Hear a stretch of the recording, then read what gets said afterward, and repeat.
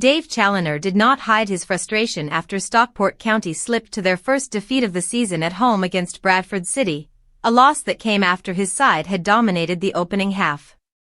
The Hatters looked well in control early on and deservedly went ahead through Owen Moxon's strike, but the match turned on its head after the interval. Goals from Will Swan and Antoni Sarcevic punished Stockport for lapses in concentration, and their manager was especially irritated by the nature of Swan's equalizer.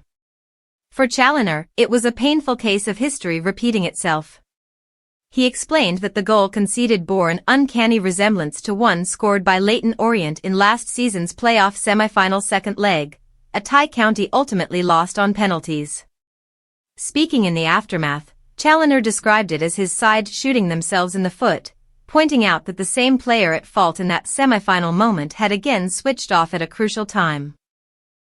He branded the incident inexcusable and insisted such mistakes could not be tolerated, warning that a lack of concentration would cost players their places in the team and potentially even their long-term futures at the club.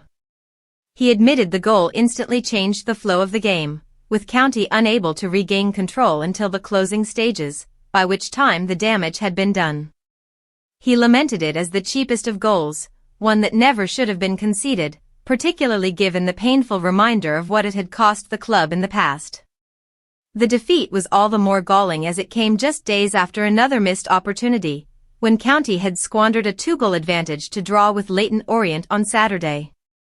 2 games in succession where leads have been lost could suggest a worrying trend, but Challinor downplayed any long-term concerns. He pointed to the closing stages of last season, when his side regularly conceded first yet still managed to claw their way back without defeat across 7 matches. For him, the current issue is less about mentality across the group and more about individual lapses that undo otherwise strong performances. Despite his clear anger in the immediate aftermath, Challinor remains convinced Stockport are capable of addressing the issue quickly.